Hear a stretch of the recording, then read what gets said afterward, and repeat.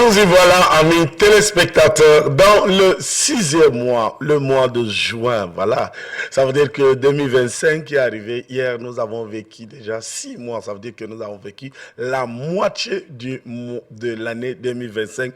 Bienvenue et bon réveil matinal, amis téléspectateurs, et très content de vous retrouver pour votre émission, la matinale de ce jour. Sachez simplement que la bonne vie, voilà, la bonne humeur, ça se partage, ça se connecte. Alors, connectez votre bonne humeur autour de vous, partagez votre joie autour de vous, partagez la vie autour de vous et vous allez savoir que vous faites du bien. Nous sommes déjà disposés, l'équipe chapeautée toujours par cette gazelle, la belle dame Minga Nodidina Love, qui est déjà installée pour vous servir. Aujourd'hui, je me retrouve seul sur le plateau, mais qu'à cela ne tienne, ce n'est qu'une partie remise. Mes dames ont décidé de m'abandonner seul sur le plateau pour des raisons, l'une pour la santé, l'autre pour des obligations. Alors, je suis là et nous allons continuer l'aventure, mais surtout vous aider à affronter la semaine qui s'ouvre avec le nouveau mois qui s'offre à nous. Et vous savez que le premier hier a amené la pluie. Ça veut dire que ça va être un mois bien béni, bien dosé. Un mois aussi rempli de surprises. Le matin de ce jour, c'est les ressources humaines. C'est aussi parler IA, c'est aussi, nous allons retrouver Nepi Timbaïdian qui sera là, intercaler des clips, intercaler des capsules, voilà, pour vous permettre de passer une jolie journée, mais aussi une jolie matinée. Alors, retrouvons simplement ce groupe mythique congolais qu'on appelle Kilongo Gospel qui va nous chanter Massia.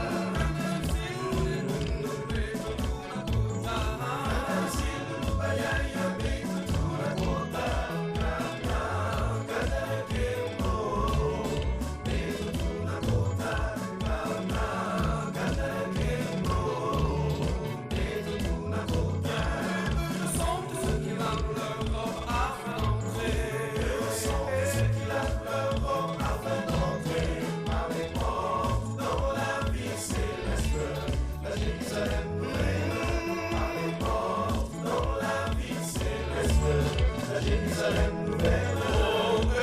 quiconque s'accroche à Jésus afin d'entrer. Le quiconque s'accroche à Jésus afin d'entrer par les portes dans la vie céleste. La Jérusalem nouvelle, par les portes dans la vie céleste. La Jérusalem nouvelle. Oh, le quiconque résiste à Satan afin d'entrer. Le quiconque résiste à Satan afin d'entrer par les portes dans la vie céleste. La Jérusalem nouvelle, par les portes dans la vie céleste. La Jérusalem nouvelle. Parce que c'est même pas la Jérusalem nouvelle. C'est la ville où Jésus même est le maire. De retour sur le plateau à Kilongo Gospel. Voilà, vous avez vu une fusion entre Congo et le Tchad. Vous aurez reconnu la tête du chanteur Ramadine Dierasm parmi les trois Congolais. Et c'est ça la musique. La musique, ça transporte. La musique, ça mène hors de frontières. La musique, ça fait du bien. Alors, aujourd'hui, il y a 2 juin 2025 s'ouvrent officiellement les épreuves du baccalauréat, session de juin 2025. Alors, nous voulons simplement encourager tous les candidats, mais nous voulons aussi leur dire de se faire confiance, d'avoir confiance en soi, mais aussi d'avoir confiance en ce qu'ils ont étudié pendant 9 mois.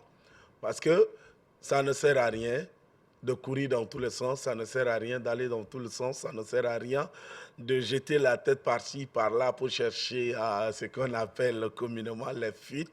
Parce que les fuites ne te permettent pas d'avancer, mais c'est ce que tu as étudié, c'est le travail que tu as fait qui pourra t'aider à sortir la tête de l'eau. Alors, beaucoup de courage à tous les jeunes, à tous les cadets qui sont déjà dans les salles, parce que nous sommes déjà à 7h45, ça veut dire qu'ils sont déjà installés, ils sont déjà prêts, mais aussi il y en a qui jusqu'à là n'ont pas retrouvé leur centre et qui seront en train de courir dans tous les sens.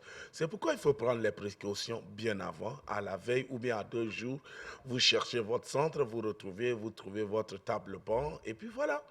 Dès que vous arrivez, vous vous dirigez tranquillement et simplement vers là où votre numéro est inscrit, vous vous installez et puis c'est tout.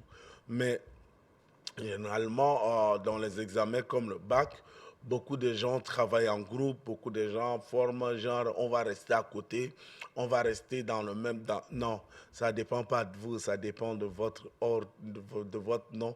Comment votre nom est inscrit par l'ordre alphabétique, c'est comme ça qu'on vous installe. Mais tout ce que nous voulons vous dire ce matin, à travers Electron Télévision, tout ce que nous voulons vous dire ce matin à travers l'émission e-matin, c'est d'avoir confiance en vous-même, c'est d'avoir confiance en ce que vous avez étudié, c'est d'avoir confiance en vos enseignants qui vous ont tenu à l'haleine pendant 9 mois. Pendant 9 mois. Hier encore, j'ai changé avec un jeune qui va composer, qui me disait qu'il avait le trac, il avait peur, et je lui ai dit c'est normal. C'est normal avoir le trac, avoir peur. Prouve que tu es humain, mais prouve aussi que tu es sur le qui-vive. Et ça, c'est bien. Il y a des gens qui disent non, moi, j'ai pas peur, hein. C'est normal. Ça. Non, c'est pas humain. La peur nous rappelle de temps en temps les stress. Le trac nous rappelle de temps en temps que nous sommes humains. Et c'est ça la force. Mais si toi, tu dis, ah ben moi, j'ai pas peur, hein, moi, ça veut dire que tu es tellement suffisant, tu es tellement imbu de toi et tu risquerais de passer à côté. Et aussi, un conseil, c'est que écrivez simplement ce qu'on vous demande. La plupart des candidats veulent épater les enseignants, veulent épater les correcteurs. Vous ne pourriez pas épater quelqu'un qui vous a enseigné. Vous ne pourriez pas surprendre quelqu'un qui vous a enseigné pendant 9 mois. Non, ce n'est pas possible. Ce n'est pas possible. Soyez concentrés et écrivez ce qu'il vous faut. Écrivez ce qu'il vous demande. Répondez aux questions posées et puis quittez derrière le problème. Ça, c'est un. De deux, soignez votre écriture. Des fois, quand on prend l'écriture de certains candidats, c'est comme s'ils ont passé leur écritoire à une mouche pour qu'il marche sur la copie avec. Et généralement, quand c'est comme ça énerve le correcteur qui vous lit. Ça énerve le correcteur qui vous évalue. Et des fois, les correcteurs ne prennent même pas le soin de vous lire. Parce que les gars, ils auront des tonnes et des tonnes de copies à corriger. Mais si tu n'écris pas bien, si tu ne soignes pas ton écriture, non seulement il va falloir qu'il réfléchisse pour te noter, mais tu lui donnes le temps, tu lui donnes le travail de décrypter mot à mot pour trouver la phrase. Et là, tu lui donnes encore beaucoup de boulot. Et je t'assure que les correcteurs n'aiment pas ça. Les correcteurs n'aiment pas ça. Et nous voulons vraiment souhaiter beaucoup, beaucoup de courage à ces jeunes aujourd'hui qui sont dans tous les centres. Nous vous souhaitons une très bonne chance, mais composez et ça va aller. Alors, partons pour suivre les informations Actu Matin avant de revenir.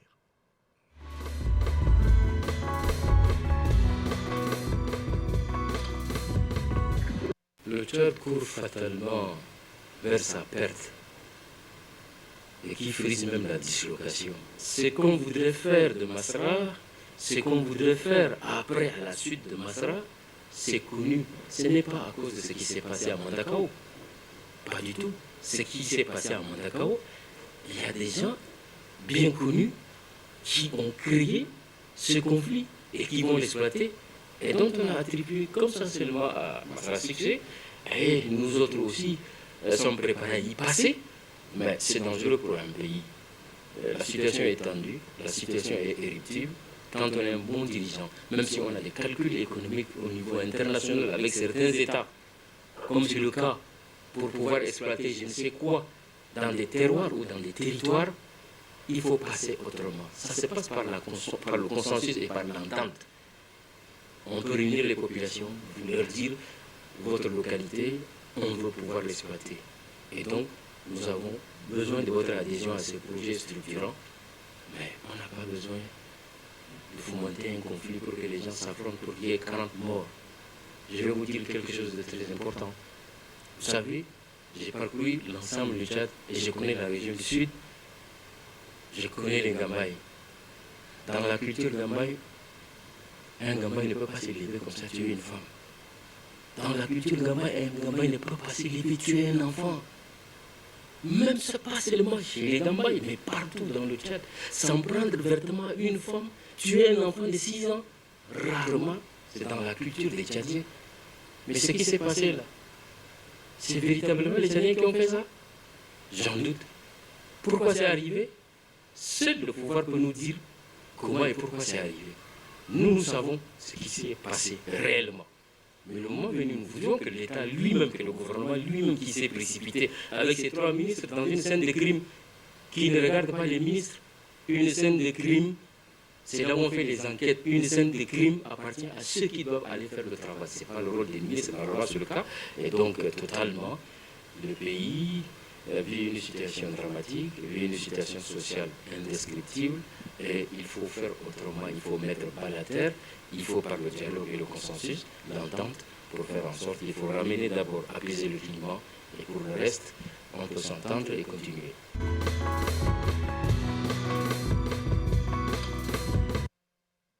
في الأسبوع الماضي تم إيقاف عدد من كبار المسؤولين في وزارة العمل الاجتماعي والشؤون الإنسانية عن ممارسة مهامهم من قبل الوزير المختص، ولم يتم تقديم أي سبب رسمي، لكن الشائعات تقول إن القرار مرتبط بزيارة مسؤولين من هيئة مكافحة الفساد المستقلة. لقد اكتشفت هذه المؤسسة أن مئات الملايين من الدولارات قد اختفت من خزانة هذه الوزارة، وقد تم رفض عقوبات مخففة عن هؤلاء الأشخاص رفيعي المستوى في انتظار إبلاغهم بمصيرهم الحقيقي في حال تورطهم في هذا الاختلاس. وبحسب الشائعات فإن أموال دافعي الضرائب التشاديين كانت ستذهب إلى جيوب هؤلاء الأفراد المتورطين، ويقال إن هذا الإجراء الاحترازي سيسمح لهم بسداد ما أخذوه من خزائن هذه الوزارة في وقت يتدفق فيه آلاف من اللاجئين عبر التراب الوطني. ويعتقد العديد من المراقبين أن مثل أعمال النهب هذه في الهواء الطلق يجب أن يعاقب عليها بشدة. إذا أثبتت إدانتهم فيجب أن يواجهوا القوة الكاملة للقانون في وزارة العمل الاجتماعي هناك ضجة. الذعر يسيطر على الجميع بالنسبة للمسؤولين عن هذه المؤسسة التي تحارب هذه الآفة التي تنخر الإدارة العامة، فإن مرتكبي الاختلاس في وزارة العمل الاجتماعي لن يفلتوا من أيدي العدالة القاسية. ويقول رئيس هذه الهيئة أنه لن يتنازلوا. منذ ذلك الحين ظل كبار المسؤولين الموقفين عن العمل يفكرون في وضعهم، ويشعر بعض المسؤولين عن غير المتورطين في هذه الفضيحة التي لم يتم الكشف عن هويتهم بالابتهاج. ويقول إنه حان الوقت لتنظيف أو إجيال داخل هذه الوزارة التي يعتبرها البعض محمية خاصة بهم يفعلون فيها ما يحلو لهم، يرتدون كافة الممتلكات المادية والمالية ويستخدمونها كما يرون مناسبا. وقد أكلوا هذه المهمة بكل إخلاص إلى بعض المسؤولين التنفيذيين في الوزارة المذكورة. ويأمل أن تقوم وزارة العمل الاجتماعي والشؤون الإنسانية بالتواصل لتوضيح الرأي العام الوطني بأن هذا القرار الذي اتخذته يعود إلى فضيحة مالية. دعونا ننتظر ونرى.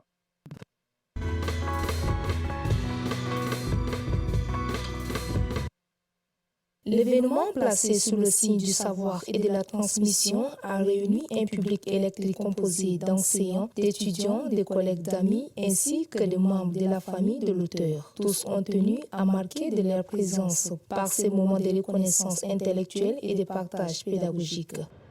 Nous sommes censurés que le besoin du professionnalisme dans le domaine de la préparation et la construction des unités éducatives, des cours dans nos écoles, nos collèges, lycées et universités, représente un grand défi, un défi vital. La preuve en est que beaucoup des inspecteurs, des managers de l'éducation se plaignent du fait que la plupart des enseignants et des enseignantes manquent du professionnalisme dans leur métier lors des visites de leur classe. Dans un contexte éducatif à constante mutation, cet ouvrage se présente comme un véritable repère pour les professionnels de l'enseignement. Sa richesse réside non seulement dans la clarté des concepts développés, mais aussi dans la méthodologie accessible qu'il propose à toute personne désireuse d'améliorer la qualité des interventions pédagogiques. Les témoignages recueillis à l'occasion soulignent l'intérêt suscité par cette publication, tant pour sa pertinence théorique que pour sa portée pratique. Lors de son intervention, je me suis vu touché parce qu'il était aussi enseignant. Le document de Jean-Claude est tombé à un bon moment. C'est beaucoup plus dans l'enseignement fondamental. L'enseignement fondamental, ça veut dire que le secondaire et primaire, qu'il y a des livres qui orientent la méthodologie, mais dans l'enseignement supérieur, nous avions assez de choses qui ne marchent pas. Je voyais en lui qu'un jour il peut écrire, il aimait trop lire. Okay, donc c'est quelque chose que lui, c'est resté en lui et je savais. Mais j'avais ce pressentiment, mais je ne sais pas par quel moyen il peut arriver et je ne fais que le féliciter et le remercier.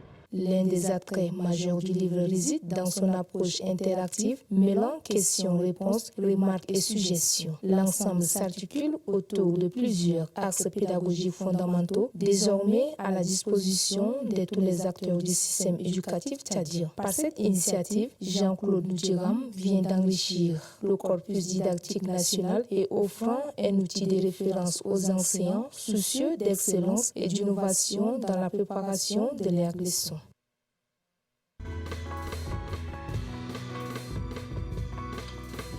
Lors d'une conférence de presse organisée à l'Académie de football de Farcha-Mélézi, en présence du président de la Fédération tchadienne Football Association, Taher Ouli Hassan, et du sélectionneur de l'équipe nationale, Taher Zaharia. Ces matchs entrent dans le cadre de la préparation de Sao et marquent également le retour en sélection de plusieurs joueurs tchadiens évoluant à l'étranger. Après 2 mois de discussions menées par la Fédération, ces expatriés ont accepté de réintégrer l'équipe nationale nationale. On ne joue pas pour un individu ni pour soi-même, mais pour défendre sa patrie au niveau international, a déclaré le président des fédérations tchadiennes de football association, Taher Ouli Hassan, soulignant l'engagement patriotique de ses joueurs. À cette occasion, le staff technique a dévoilé la liste des 24 joueurs retenus pour la rencontre face au Kenya. On y trouve des cadres expérimentés tels que Ngar Ezekiel, qui est absent depuis des années, Ninga Kazimir, ainsi que des jeunes talents promoteurs. Le retour de l'attaquant vedette peut porter le couleur du Tchad. Attendons de voir.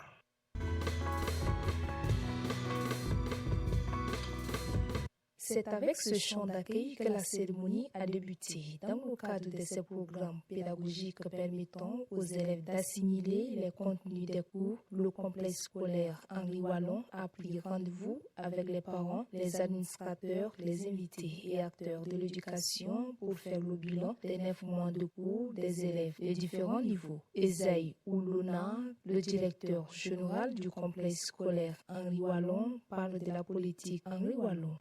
Le complexe scolaire privé Henri Wallon reste et restera toujours la référence de l'éducation pour nos enfants. Dans notre logique de la culture d'excellence, nous demeurons toujours rigoureux, organisés et innovants pour assurer un enseignement de qualité à nos progénitures.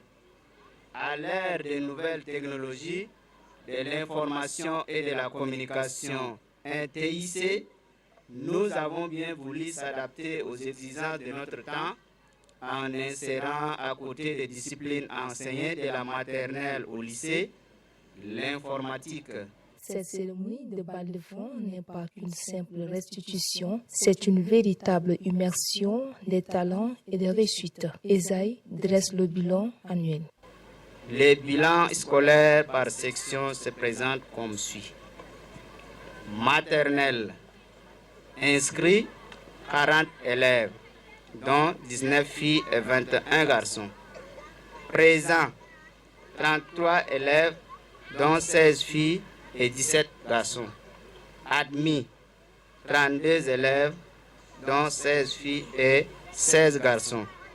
Taux d'admission, 96,96%, dont 100% pour les filles et 94,11% pour les garçons. Échoué, 1 élève. L'inspecteur Ramadi Moïse, présent à cette cérémonie, encourage le corps enseignant du complexe Henri Wallon à travailler davantage afin d'aider le ministère de l'Éducation dans ses missions. Complexe Henri Wallon, nous l'avons placé parmi les meilleures écoles de notre circonscription parce que nous avions l'habitude de venir travailler avec les collègues enseignants. Nous avons l'habitude également de travailler avec l'administration et nous avons constaté que, comme le directeur l'a si bien dit dès le début, c'est une école organisée.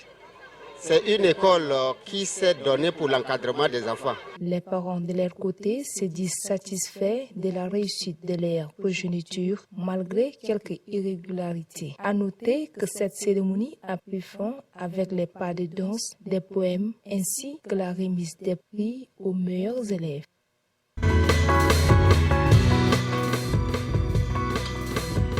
على الرغم من الخطر الرسمي على بيع الأدوية التقليدية والإعلان عنها في العيادات الخارجية خارج نطاق الممارسة والذي صدر بموجب تعميم بتاريخ 15 من نوفمبر لعام 2023 ولا تزال ممارسة الطب التقليدي غير المراقبة مستمرة في العاصمة التشادية حيث يعرض ممارسو الطب التقليدي المتجولون منتجاتهم في الأسواق وعلى الأرصفة وعلى طول بعض الطرق الرئيسية في المدينة وغالبا دون ترخيص أو تدريب كاف ويعرض هذا الانتشار الواسع للمنتجات غير المنظمة السكان لمخاطر صحية جسيمة ووفقا لبعض مسؤولي الصحة العامة قد تكون المنتجات المباعة غير فعالة أو معدل الجرعات مما يؤدي إلى مضاعفة طبية خطيرة. هذا وحذرت وزارة الصحة العامة من هذه الممارسة مؤكدة أن الممارسين التقليديين المعترف بهم من قبل مجتمعهم والذين يمارسون الطب التقليدي في أماكن ثابتة هم وحدهم المصرح لهم بممارسته وللأسف لا يلتزم بعض الممارسين التقليديين الذين يترددون على العيادات الخارجية بهذا القرار، ويصفهم بعض المواطنين بالدجالين، مما يعرض نظام الرعاية الصحية الهش أصلا للخطر. ولمواجهة هذا الوضع أطلقت وزارة الصحة حملات تفتيشية في بلديات جمين العشرة لتعليق أنشطة الممارسين التقليديين الذين يترددون على العيادات الخارجية. وشارك في هذه العمليات خبراء في هذا المجال مثل المدير العام للصيدلية والأدوية والمختبرات ومنسق شرطة الصحة ومدير دستور الأدوية والطب التقليدي. ولمواجهة هذه الممارسة من الضروري وجود تعاون وثيق بين السلطات والعاملين في مجال الصحة والمواطنين لضمان الأمن الصحي والحفاظ على المعارف التقليدية ضمن إطار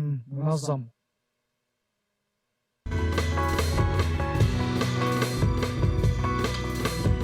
Institué par la FAO, Organisation des Nations Unies pour l'alimentation et l'agriculture en 2001, cette journée est l'occasion de valoriser la production et la consommation de lait ainsi que ses bénéfices sur la santé humaine. Le Tchad, pays sahélien à forte vocation agro-pastorale, possède un potentiel important dans le secteur laitier, notamment grâce à ses vastes zones pastorales et à une importante tête de ruminants, bovins, caprins, ovins. La production est majoritairement artisanale et familiale, assurée par les pasteurs et agro-pasteurs nomades et semi-nomades. Le lait est produit principalement à partir des vaches locales, zébus, mais aussi des chèvres et des chamelles dans certaines régions. Le lait cru est largement consommé dans les communautés rurales, souvent transformé en lait caillé ou en fromage traditionnel. Vu les atouts que regorge le Tchad en termes de têtes bovines, certains défis restent à relever. Le faible productivité animale due à une alimentation peu équilibrée et à un accès limité aux soins vétérinaires. L'insécurité dans certaines régions pastorales rendant difficile l'accès au marché. À cela s'ajoute l'absence d'un cadre réglementaire fort pour l'organisation de la filière.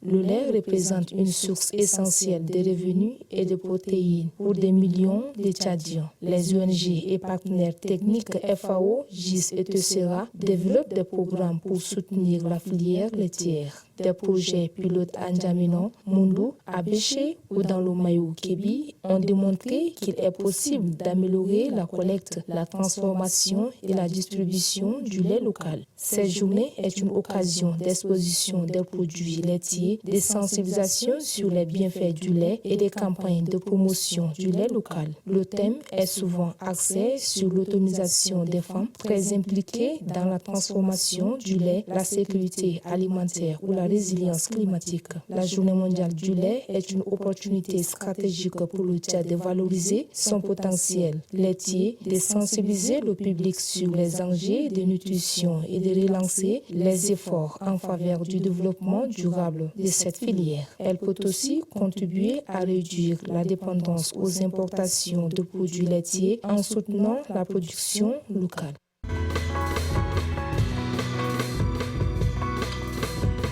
إن هذا البيان الصحفي يهدف إلى تهيئة الظروف المالية اللازمة لتمويل خطة التنمية الوطنية الجديدة لتشاد وتعزيز الحوكمة والنمو الشامل الذي يسهم في الحد من الفقر بشكل مستدام مع معالجة عوامل الهشاشة المالية في تشاد، إذ جاءت هذه المهمة في وقت تعتزم فيه البلاد تنفيذ خططها للتنمية الوطنية في ظل سياق عالمي صعب، وستشكل الصراعات وعدم الاستقرار في المنطقة بالإضافة إلى انخفاض أسعار النفط وتمويل المساعدة الإنمائية الرسمية ضغطا إضافيا على موارد ميزانية البلاد. من المتوقع أن يشهد الاقتصاد التشادي نموا في الناتج المحلي الإجمالي بنسبة 3.5% في عام 2024 مقارنة بنسبة 5% في عام 2023، وتحث البعثة على اتباع سياسة مالية حكيمة ومستدامة لتوفير حيز مالي للإنفاق الاجتماعي والاستثماري الأساسي، وهو أمر ضروري لتحقيق نمو مرن وشامل وتحسين نتائج التنمية. ومن المهم زيادة التمويل المباشر وتغطية برامج التحويلات النقدية والتغذية المدرسية.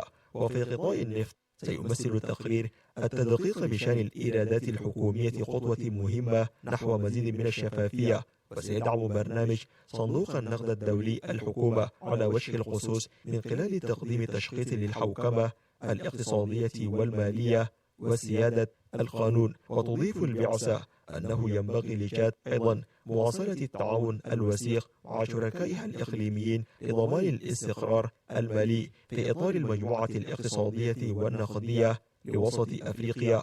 ومن الضروري أن تنفذ تشاد التدابير اللازمة لتصحيح اختلالات الاقتصاد الكلي وتعزيز الاستقرار الخارجي، لا سيما من خلال ضمان بقاء صافي الأصول الأجنبية كافية.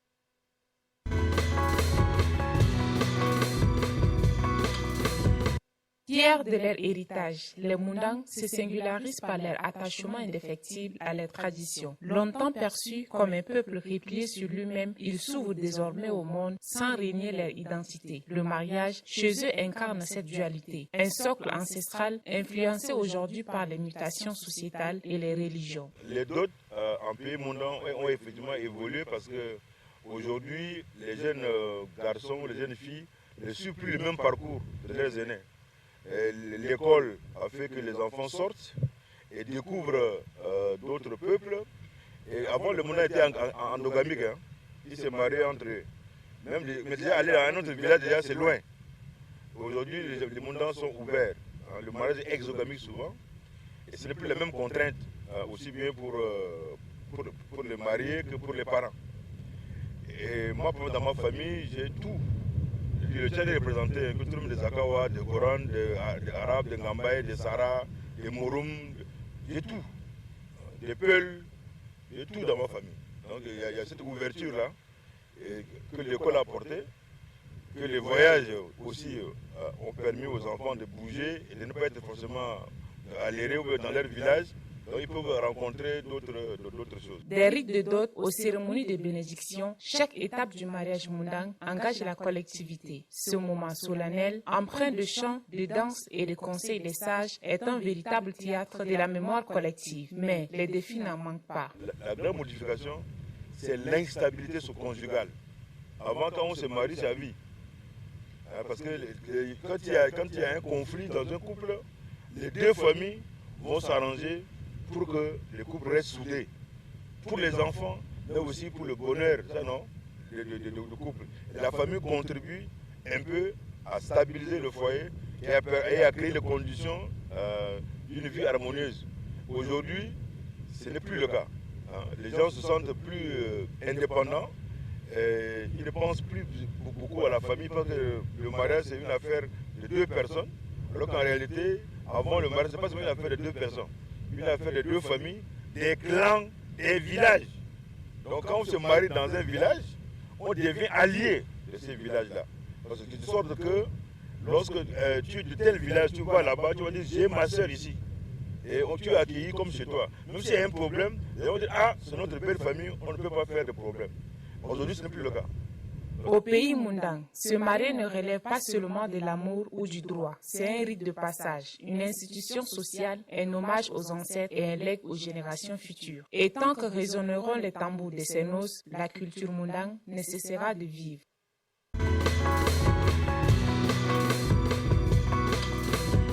في أفريقيا وخصوصا في تشاد تعد الزغاريد سرقة مميزة خلال المناسبات أو الاحتفالات في جميع المناطق تقريبا. تعزز الزغاريد الاحتفالات وغالبا ما تقودها النساء. تختلف هذه السرقة من جماعة إرقية إلى أخرى. تمثل الزغاريد لحظة فرح في حفلات الزفاف وحفلات التخرج وغيرها من الاحتفالات أو عودة منتصر من حرب أو معركة. ووفقا لأخصائي الصحة فإن المبالغة في هذه السرقة العاطفية قد تعرض الشخص لحالات حرجة مثل الصدمة أو ارتفاع ضغط الدم. وتشرح عالمة الاجتماع أن الزغاريد لا يسمع فقط في الأوقات المناسبة بل أيضا في حالات الحزن أو اليأس، كما يمكن استخدامه لتشجيع الرجال في المعارك. إن الزغاريد لا يسمع فقط في الأوقات المناسبة بل أيضا في حالات الحزن أو اليأس، كما يمكن استخدامه لتشجيع الرجال في المعارك. وتشرح مريم مايوميلا رائدة أعمال ثقافية تشادية الأهمية الثقافية للزغاريد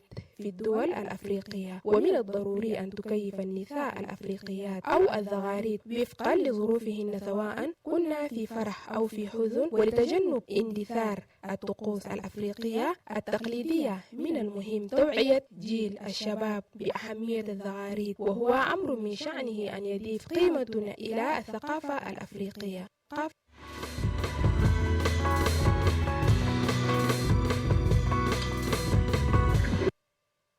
De retour sur le plateau après ces temps d'information, nous avons eu quelques réactions sur notre page Facebook.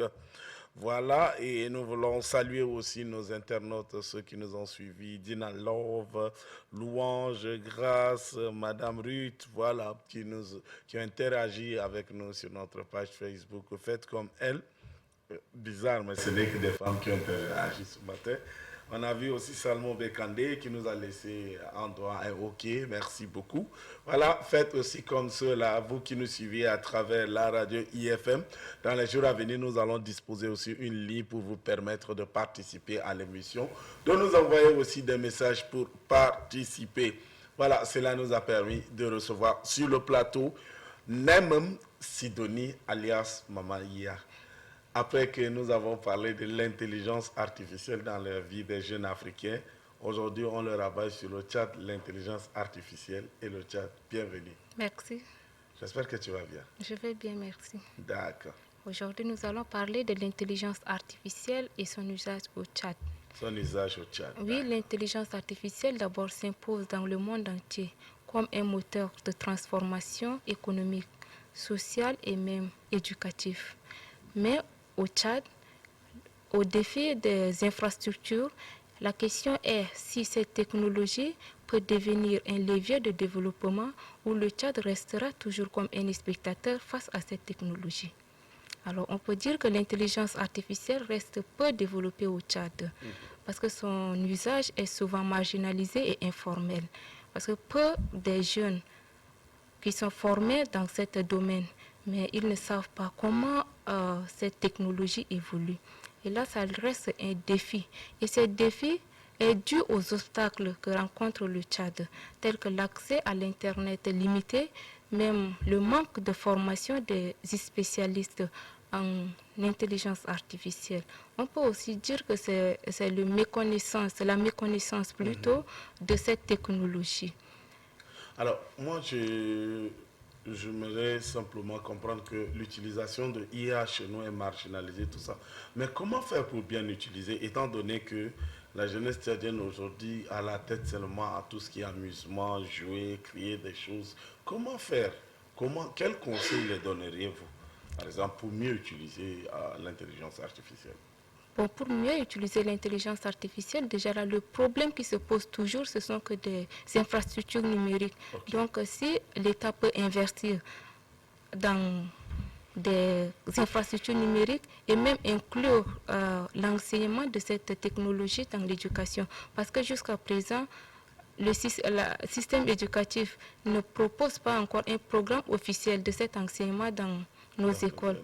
Alors, si l'État peut renforcer de cette manière pour qu'elle soit instaurée, enseignée dès bas âge jusqu'à ce que ces jeunes-là prennent conscience de cette technologie et l'utiliser pour en tirer profit. Alors, que l'État investisse afin que l'IA soit enseignée ou bien intégrée dans notre programme d'enseignement. Alors, déjà que c'est en train d'être utilisé de façon informelle, comme vous l'avez dit, mais à votre appréciation, ça va, les Tchadiens, les jeunes Tchadiens aiment? Les jeunes Tchadiens aiment bien, mais comme c'est une technologie qui est arrivée et vu aux difficultés autres, qu'on ne peut pas créer nous-mêmes ces outils, mais on les utilise quand même. Par exemple, des chats GPT qui interviennent dans les recherches pour les étudiants et autres. Donc ça les sert. Ils utilisent ça, mais d'une manière sans conscience réelle de cette technologie. Alors personnellement, toi, qu'est-ce que l'IA te donne en tant que communicatrice, en tant que chroniqueuse, en tant que journaliste? Qu'est-ce que l'IA te donne? L'IA me donne beaucoup de choses. En tant que journaliste, l'IA m'aide à faire des recherches, vérifier même les sources des informations pour m'inspirer et tout ça. Mais le souci est que je veux aussi être créatrice de ces applications-là. Donc si le gouvernement peut intervenir un peu pour nous aider à créer des outils adaptés à nos réalités locales, pour que ça nous serve réellement ici au Tchad. Parce que déjà là, c'est une technologie qui vient d'ailleurs et on utilise vraiment ça. Mais la plupart des technologies que nous utilisons ici dans ce pays ne viennent que d'ailleurs. Donc ce n'est pas l'IA seul. Même les voitures, les vélos simples que nous montons viennent d'ailleurs. Ça vient d'ailleurs bien sûr, mais ma crainte est que on veut aussi être créatrice de ces technologies-là. On veut aussi notre propre technologie. Wow. Ouais, c'est ça. J'aime bien ce défi-là, j'aime bien ce challenge. On veut aussi être créateur de nos technologies, mais aussi de tout ce que nous pouvons utiliser. Mais j'aime bien.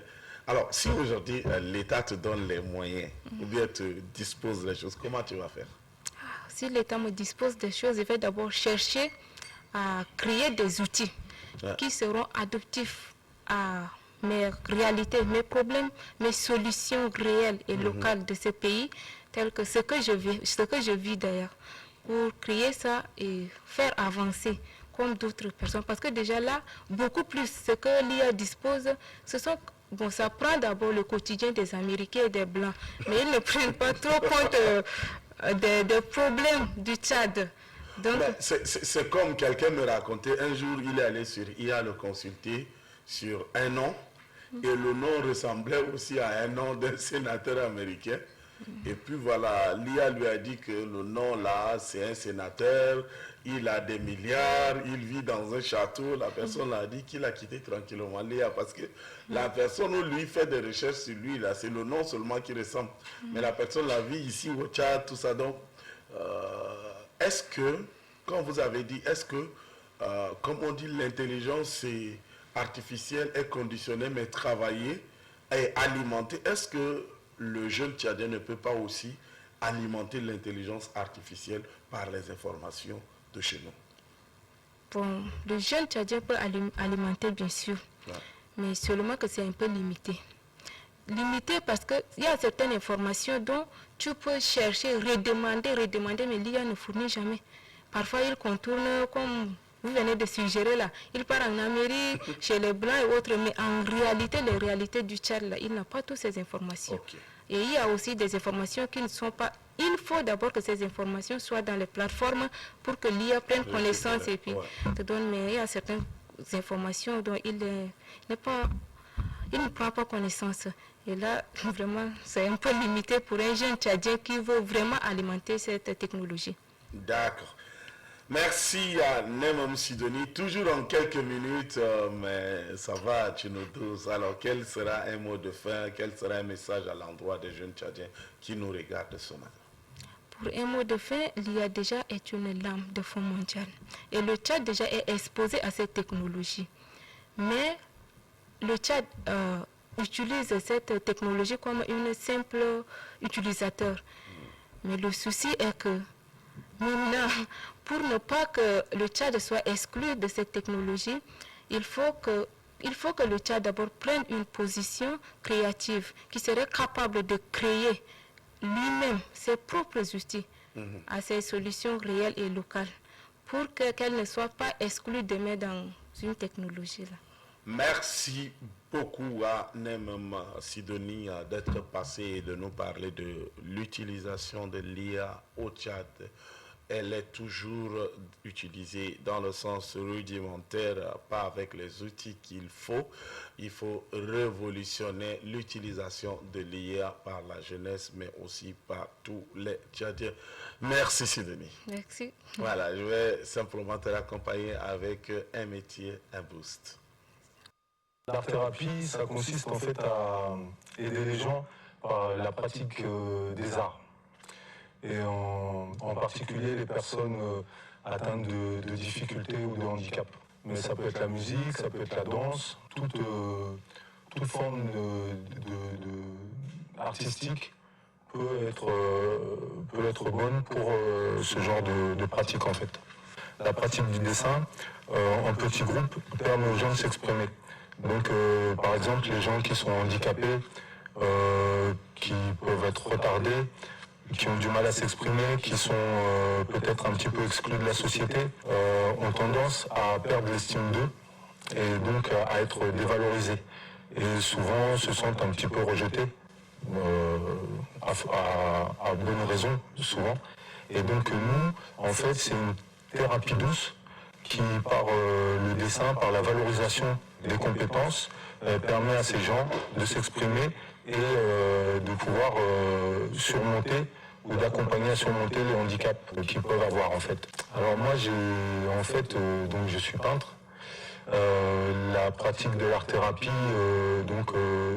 est assez développée dans les pays du Nord, au Canada, aux États-Unis, et dans les pays du Nord de l'Europe. Moi en France, j'y suis arrivé par ma pratique artistique et en travaillant dans un établissement pour personnes adultes handicapées, donc cérébrolésées, ayant des atteintes au niveau cérébral, de naissance ou à la suite d'un accident de la vie. Et donc, en intégrant cet établissement, en fait, je me suis formé à la pratique de l'art-thérapie. Et la formation, en fait, moi, peintre, je sais que ça marche, puisque je l'ai fait pour moi. C'est en quelque sorte une thérapie d'apprendre à s'exprimer par la pratique des arts. Donc si ça marchait pour moi, ça devait marcher pour les autres. Et en effet, ça marche. Et c'est toujours on essaie toujours d'être d'une façon positive. C'est-à-dire qu'une personne qui a très peu de moyens, soit physiques, on va quand même l'encourager. Et c'est aussi du non-jugement. On ne juge pas la personne. Moi, dans la formation que j'ai faite, c'est vraiment l'expression et le rendu, à la limite, on s'en fiche. Mais à force, au terme des séances, parce que c'est vrai que c'est sur le long terme souvent, on constate que la personne peut apprendre, donc on conserve les acquis, mais on va aussi apporter quelque chose d'autre. Elle va apprendre, et puis elle va aller dans son monde, elle va s'épanouir aussi dans sa créativité. Donc se revaloriser, donc reprendre de l'estime de soi, donc se sentir mieux, donc là c'est gagné. C'est un peu le but. Oui, moi ça me nourrit. Donc oui, ça peut. Et puis c'est allier sa passion pour les arts, et puis faire un métier qui est valorisant, parce qu'on peut aider les autres. Donc c'est au contact des personnes. Donc on en retire, ça nourrit aussi ce qu'on fait ensuite dans sa pratique artistique. Donc, et la pratique artistique nourrit le travail. Donc c'est un cercle vertueux, on va dire. Très content d'avoir pu vous rencontrer Electron, et puis très content de ce séjour très bénéfique à tout point de vue, en ayant rencontré beaucoup d'acteurs sur le terrain, des établissements, des personnes qui œuvrent pour aider les jeunes, notamment, donc avec qui on a pu travailler, nouer des contacts, et essayer que notre association, notre collectif Sarafa puisse continuer d'œuvrer. Retour sur le plateau avec un métier à boost, le métier de peintre thérapeute. Voilà, en faisant des dessins, en faisant la peinture, il dit qu'il s'exprime, il sort tout ce qu'il a dans la tête. Et cela lui permet de se guérir. Nous avons Toussou Jacques Élisée qui dit bonne émission et bon début de semaine à la team. Merci, Monsieur Jacques. Bon début de semaine à vous aussi. Cela nous a permis de recevoir notre chroniqueur des ressources humaines juste après le jingle.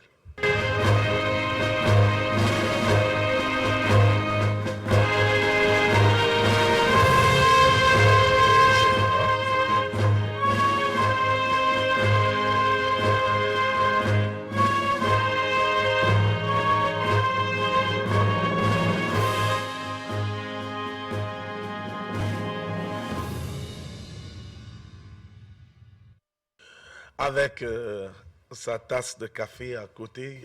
Monsieur Clément Sianka, bienvenue. Merci, merci à vous. Ma tasse de café parce qu'il fait beau temps et voilà, ça demande à ce qu'on chauffe le ventre. En tout cas, je vous informe, amis téléspectateurs, chers internautes, qu'il est venu sur mon plateau avec une tasse de café. Je dis une. Vous comprenez la suite. Alors, je pense que je me suis fait servir ici et c'est parce que vous n'êtes pas aussi aimable et gentil. Voilà pourquoi on n'a pas, vous n'avez pas mérité le café. Le café. D'accord, j'irai à la fin de cette émission me rassurer réellement si je ne suis pas gentil pour mériter une tasse. La preuve. D'accord, on verra bien. Après avoir parlé de rémunération en nature, aujourd'hui nous allons parler de l'ENAPE, la corrélation entre l'interaction entre le RH et l'ENAPE. Oui, déjà il faut préciser d'emblée, je ne suis pas un agent de l'Office national de la promotion de l'emploi. Je ne suis pas même si j'ai beaucoup interagi avec cette institution, je ne suis pas le porte-parole de l'ONAPE. Non, je parle de l'ONAPE en tant qu'institution avec laquelle les ressources humaines interagissent. Donc, je ne rentrerai pas du tout dans la gestion de l'ONAPE, de quels sont et tout. Non, je parlerai de ce que l'ONAPE est pour les ressources humaines, forcément, mais pas dans l'intention ni de faire un procès, ni de mettre en avant quoi que ce soit à l'ONAPE. Il faut bien puisque c'est une institution, il y a des responsables de ces institutions qui sont là et qui peuvent, s'ils veulent bien... Vous n'êtes pas un chargé de communication. Exactement. Et donc, du coup, voilà, il faut restituer la chose déjà de cette manière. Maintenant, l'Office national de la promotion de l'emploi, c'est un office créé, n'est-ce pas, par une loi, tout en sachant que l'énoncé de sa création a été dans le Code de travail. Et c'est important donc de le préciser comme ça. Donc ce n'est pas une institution qui est sortie hors cadre du travail. Elle a des responsabilités. Avant de parler de l'interaction, quelles sont les responsabilités qui nous intéressent aujourd'hui de l'ONAPE? L'ONAPE, c'est, comme son nom l'indique, c'est un office. Au niveau national, qui s'occupe de la promotion de l'emploi. Très logiquement et consacré par la loi, l'ONAPE est le seul qui doit s'occuper d'abord des statistiques en matière d'emploi. Donc ces statistiques-là, pour connaître par exemple quel est le taux de chômage, quels sont le taux de femmes employées, le taux de voilà, tout ce qui est statistique est dans la responsabilité de l'ONAPE. Voilà pourquoi d'ailleurs, les gens ne comprennent pas, l'ONAPE a le monopole non seulement normalement des statistiques, mais a aussi le monopole de placement. Même s'il y a une ouverture, c'est l'ONAPE qui est la seule institution qui est censée placer les gens ou, entre guillemets, gérer le placement du personnel. Et d'ailleurs, au-dessous de cette disposition-là, ce qui est interdit au Tchad, c'est justement ce qu'on appelle un peu la traite de main-d'œuvre. Ça, c'est par exemple totalement interdit. La loi tchadienne n'a pas évolué pour arriver, par exemple, que ETV dise bon, moi j'ai besoin d'un comptable et que ETV ne recrute pas ce comptable, fasse recruter ce comptable par quelqu'un et que cette personne la place le comptable à ETV, par exemple. Ça, c'est une pratique qui s'est fait dans beaucoup de pays, mais le législateur tchadien n'a pas évolué pour donner cette disposition-là encore. Donc, il faut bien qu'on comprenne ce sujet. L'autre chose de l'ONAPE, à côté de placement, c'est aussi de suivre les employés dans les contrats, dans des... par exemple, la loi, et là je vais peut-être parler déjà, la loi impose à ce que dès l'instant que vous avez un contrat de 6 mois, votre contrat doit passer par l'Office national de la main-d'œuvre. Et aussi le contrat des expatriés.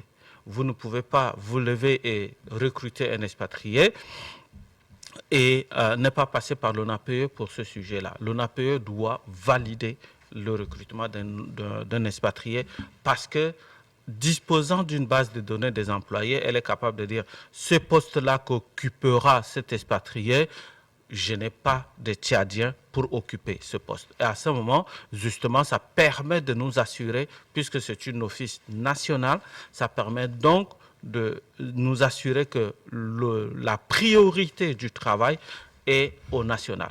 Donc ça, c'est quand même un point important dans les dispositions de l'ONAPE. Ça, c'est en dehors du fait qu'aujourd'hui, l'ONAPE a créé beaucoup d'autres choses comme le programme PAD, le programme... Bon, ça, comme je dis, je ne vais pas entrer dedans parce que je ne suis pas de l'institution, mais néanmoins, ces programmes et ces activités-là, interagissant avec le RH, on en parlera un peu. L'ONAPE, en dehors des activités créatrices d'emplois, l'ONAPE a aussi ce rôle-là qu'elle s'est donné, celui du programme PAD. PAD, c'est le programme d'appui aux diplômés sans expérience. Et ce programme-là permet donc aux entreprises de recevoir à l'intérieur de leur institution des gens qui ont des diplômes, qui sont à la recherche du travail, qui sont à la recherche de l'expérience. Et ce programme permet donc, au travers de l'ONAPE, de recevoir des gens pour un maximum de 6 mois, si ça n'a pas évolué, 3 mois renouvelables une fois. Et vous recevrez donc des stagiaires payés par l'ONAPE pour venir apprendre le travail chez vous. Donc vous devez, vous en tant qu'institution, simplement signer un accord avec l'ONAPE. Et si jamais ce stagiaire-là à l'intérieur de votre institution vous plaît, à un comportement professionnel que vous estimez que ça peut évoluer à l'intérieur de l'entreprise, vous le retenez et puis vous rompez maintenant le contrat de stage avec l'ONAPE. Donc ça, c'est par exemple ce programme PADE, qui est programme d'appui aux diplômés sans expérience. Voilà les choses que l'ONAPE fait et qui interagit avec les ressources humaines dans les institutions ou dans les projets.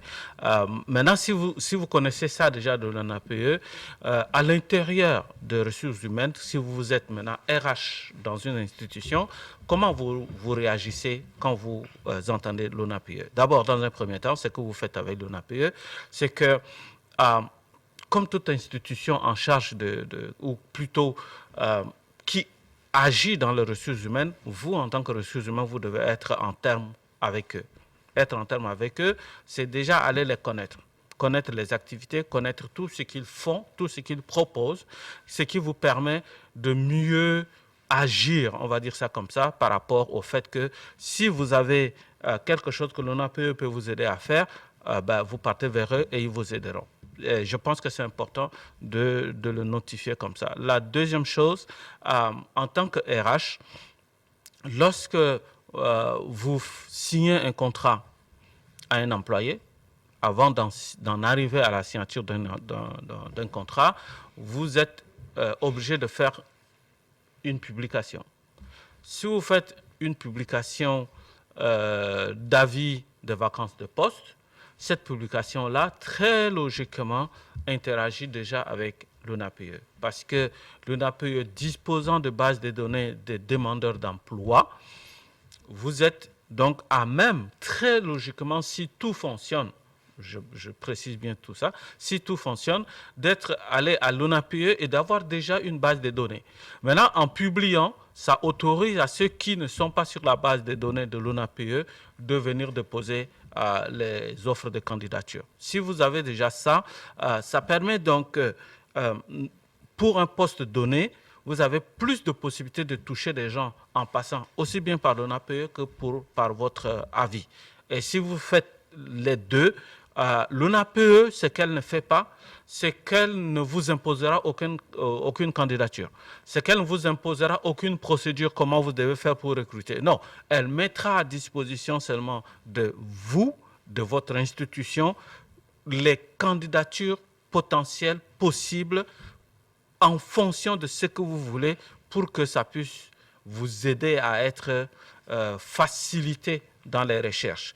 Maintenant, si vous confiez ça à un cabinet extérieur, si vous confiez tout ça, entre en ligne de compte et vous allez donc être capable de, on va dire, d'avoir des meilleurs dossiers possibles en relation avec l'ONAPE. Ça, c'est au niveau, n'est-ce pas, de ce que j'appelle la recherche même de candidature.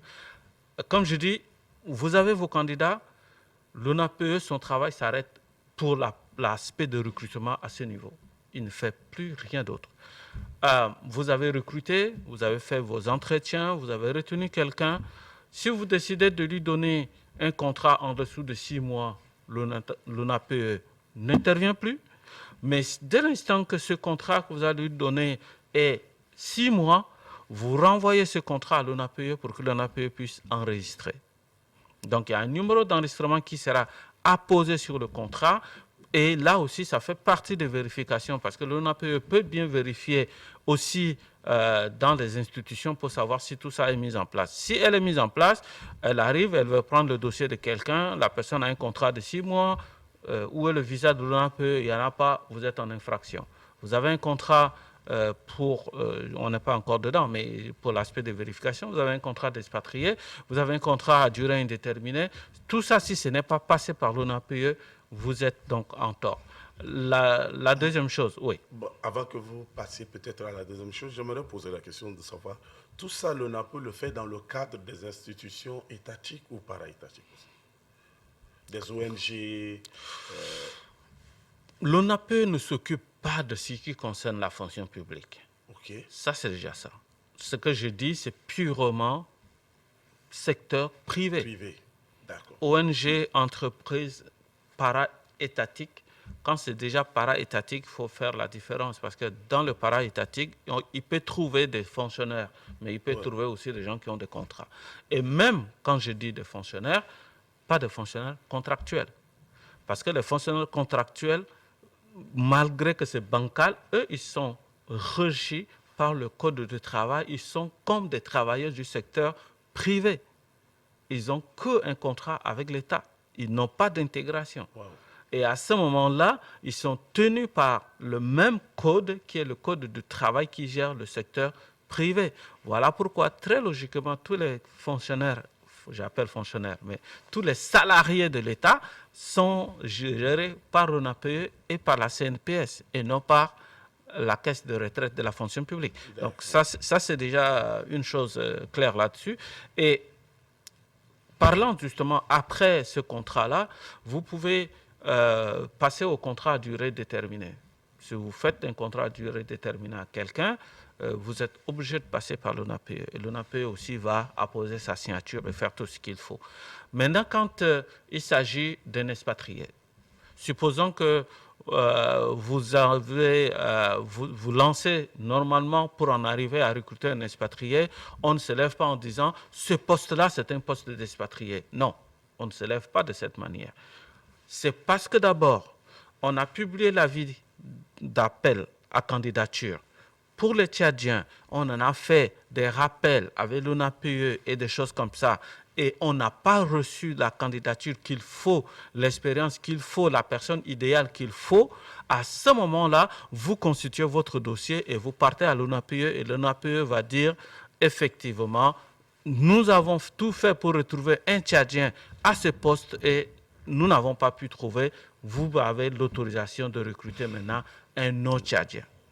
C'est comme ça la procédure.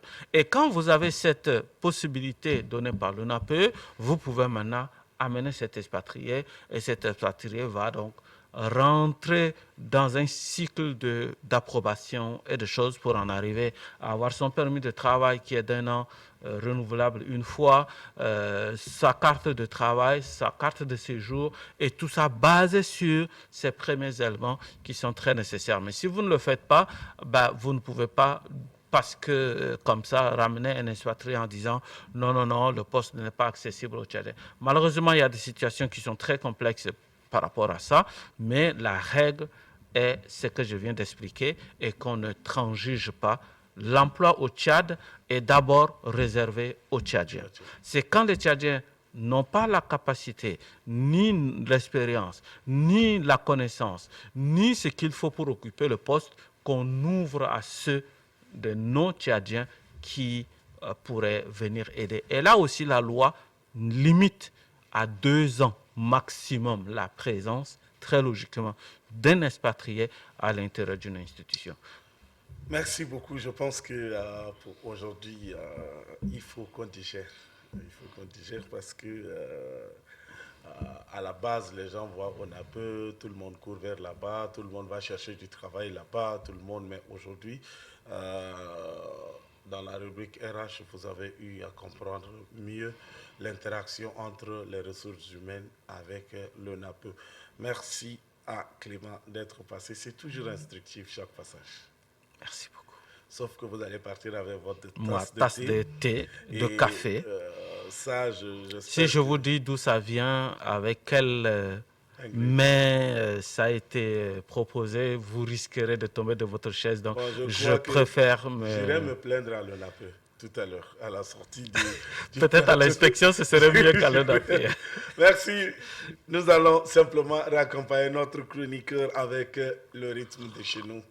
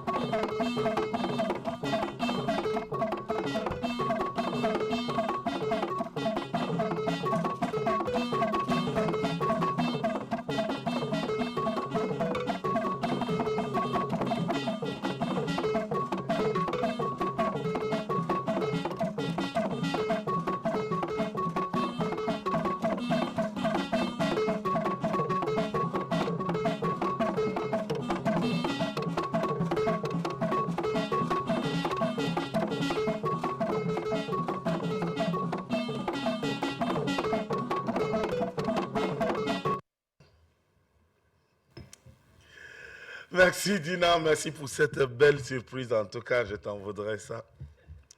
De retour sur le plateau, la danse était tellement bien que je pensais que ça allait continuer. Mais bon, ça nous a permis simplement, ça m'a permis aussi d'avoir une tasse de thé. Et aussi, ça m'a permis de recevoir sur le plateau notre dernière chroniqueuse, en la personne de Né Pitimbaï Diana. Bonjour. Bonjour. Bienvenue. Tu nous as forcé compagnie le vendredi, mais bon, aujourd'hui tu es là. Aujourd'hui, je suis là. J'espère que ce n'est pas le beau temps qui t'a précipité ici. Non, ce n'est pas le beau temps. D'accord. Alors, avec toi, nous allons parler de comment garder les enfants à la maison pendant ces temps de vacances. En tout cas, moi, je vais ouvrir mon calepin et je vais prendre note. Ok, bon, aujourd'hui, on va parler d'un sujet très simple, mais qui a une importance capitale, surtout pour les parents et également pour les enfants. Parce qu'on sait que pendant les vacances, c'est une période de casse-tête pour les parents. Ouais. Et que dire rentrée scolaire, dit également vacances, dit aussi préparation. Ouais. Donc aujourd'hui, on va un peu parler, donner quelques stratégies aux parents ou bien les gens qui gardent les enfants à la maison, comment s'occuper ou bien comment occuper les enfants pendant cette période de vacances. D'accord. Comment occuper les enfants pendant cette période de vacances? Alors, nous sommes tout de suite. D'accord, merci. Bon, je m'en vais vous poser une petite question d'abord. Même si c'est à vous de me poser la question aujourd'hui, je fais le contraire. D'accord.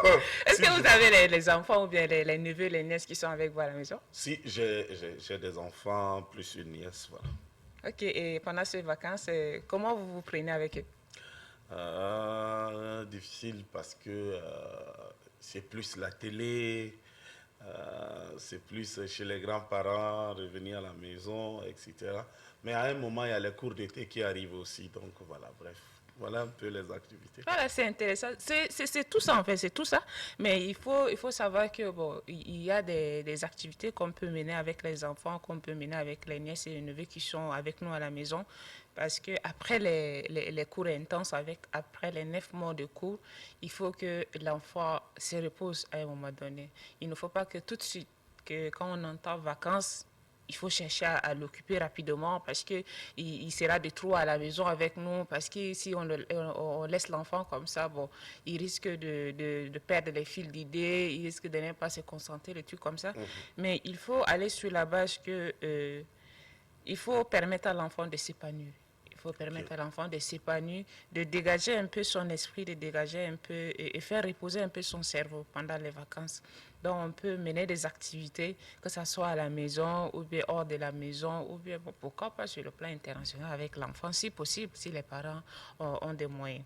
Donc, si sur le plan familial, juste à la maison, on peut prendre les exemples. Bon, on sait que les parents sont occupés.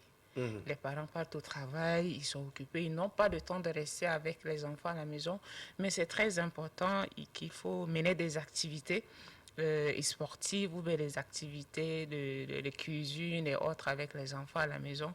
Mais il ne faut pas aussi laisser toutes ces charges-là à la maman ou bien à la nounou. Parce que l'enfant a aussi besoin de ce figure paternelle, que ça permet d'être équilibré dans la société. Parce que quand on laisse l'enfant dire que ça, c'est le boulot de la maman, ils sont déjà en vacances, la maman doit tout faire. Non, ce n'est pas ça. Il faut que papa aussi... on tombe sur des mamans qui ne sont jamais à la maison aussi. Effectivement. Occupées surtout pour le travail. Pour le travail. Et c'est ça où c'est très important, en ces temps de période de vacances. Il faut que les mamans puissent dégager un temps, même si ce n'est pas tous les soirs, que ça soit 1 ou 2 fois dans la semaine, où je sais que le matin ou même le soir, je dois avoir quand même 1 heure avec mon enfant, où je peux l'aider à faire des jeux de société, à regarder la télé avec mon enfant, à pouvoir faire des petites causeries, parce que les enfants, ils sont trop renfermés. Ils ont des choses à dire, mais si la maman ne fait pas le premier pas ou bien le papa ne fait pas le premier pas, l'enfant a peur, surtout nous les Africains, tellement que nous sommes terrorisés par nos parents, on a peur de s'ouvrir rapidement. Et donc il faut que la maman fasse le premier pas et puis voilà, en regardant la télé, va dire que aujourd'hui qu'est-ce que tu as fait? Il faut pousser un peu et l'enfant va dire, bon, aujourd'hui j'ai fait ça, ils vont dire que, oh, mais si tu faisais ça, ça était intéressant. Et surtout, je mets l'accent sur les parents, surtout les mamans. Je sais que nous sommes en Afrique, moi aussi j'ai des parents, mais il faut parler en cette période-là avec les filles surtout. Il faut laisser les choses qu'on parle souvent, on dit que c'est les tabous. Il faut parler de la sexualité, par exemple, avec nos filles pendant cette période de vacances, parce que c'est très important de permettre à la fille de s'ouvrir un peu à sa mère. Cela permet à la jeune fille de se dérouter si facilement. Parce que si vous mettez deux filles ensemble, celle qui a l'habitude de se confier, de recevoir des orientations, des conseils de sa mère, elle se comporte différemment dehors que celle qui est renfermée en soi, qu'elle a peur de s'ouvrir à ses parents. Dès qu'elle sort, elle voit quelque chose, tout de suite, elle veut se lancer et faire. Mais celle qui est avertie, il va dire que non, si je fais ça, maman me disait qu'en faisant ça, j'aurai ça. Justement. Voilà. Donc, il y a aussi des centres aérés qu'on peut amener les enfants. Il y a aussi des activités, des bricolages, des jeux de société qu'on peut passer du temps à faire avec les enfants à la maison également. Merci Nefiti Diane. Moi, la question que j'aimerais poser, c'est qu'il y a des parents qui empêchent systématiquement leurs enfants de sortir hors de la cour, par exemple. Ils sont là à la maison, tout le temps dans la cour, même pendant les temps de vacances, même si les enfants du quartier jouent dehors, ils crient, ils chantent. Les enfants ont envie de sortir pour aller se frotter aux autres, mais il y a les parents qui les empêchent systématiquement. Soit c'est dans la cour, soit c'est devant la télé. Quel conseil ou bien quelle orientation pour ces gens de parents? Bon, on ne peut pas dire aussi que ces parents-là ont tort. Parce que notre société d'aujourd'hui est... Il y a des choses qui se passent et qui sont désolantes. Tu peux laisser ton enfant sortir, aller jouer avec ses camarades dehors, mais il y a des grandes personnes mal intentionnées qui peuvent prendre l'enfant et l'amener quelque part. Tu sors, tu cherches ton enfant, tu ne le trouves pas. Et ces derniers temps, tout le temps, on lit sur les réseaux sociaux que mon enfant est disparu, la vie de recherche et la disparition des enfants. Il y a aussi le phénomène de l'attouchement des enfants. Si tu ne laisses pas bien ton enfant dehors, en s'amusant avec les autres, quelqu'un peut passer et puis la faire du mal, surtout les filles. Dans ces phénomènes-là, il y a des parents qui sont prudents et refusent que les enfants sortent jouer, surtout hors de la maison avec les autres. Mais moi, je considère tout ça que c'est pas très bien parce qu'il faut laisser l'enfant s'épanouir. Il faut laisser l'enfant aller à la rencontre des autres. Ça permet à l'enfant de développer d'autres compétences et se familiariser aussi avec la mentalité des autres et ça peut l'aider à grandir. Donc, empêcher ou pas, il faut savoir le faire tout juste. Merci Anne Pitimbaï. Diana, je vais maintenir sur le plateau. Nous allons conclure ensemble l'émission parce que nous sommes arrivés pratiquement à la fin de l'émission. Merci d'être passé. Nous espérons vous retrouver le mercredi ou soit le jeudi. Tout dépendra de votre programme. D'accord. Merci amis téléspectateurs pour votre fidélité. Vous étiez de nôtres depuis 7h30 et nous sommes arrivés à la fin. Surtout les internautes, tous qui ont réagi sur notre page Facebook. Merci beaucoup à vous. La saison de pluie est déjà là. La pluie est là. C'est le moment où les voisins commenceront à se faire des problèmes. Pourquoi ton eau a coulé sous mon mur, l'eau de chez toi a coulé devant chez moi, on ferme par-ci. Je pense que c'est le moment où nous devrons faire bloc pour faire face à des eaux de pluie. Mais vaut mieux prévenir que guérir. Ces premières pluies nous montrent des choses à faire, nous montrent les lieux à damer, nous montrent comment canaliser, nous montrent comment prendre des précautions. Alors, mettons-nous au travail pour que les eaux de pluie ne nous causent pas de problème. Déjà, même les autorités nous disent de prendre des précautions pour éviter le pire. Ça, c'est ce qu'ils nous ont dit. Donc, la pluie est là, beaucoup de courage. Nous allons simplement refermer cette émission en vous laissant réfléchir sur cette pensée de Gandhi qui dit « La vie est un mystère qu'il faut vivre et non un problème à résoudre ». La vie est un mystère qu'il faut vivre et non un problème à résoudre. Au revoir.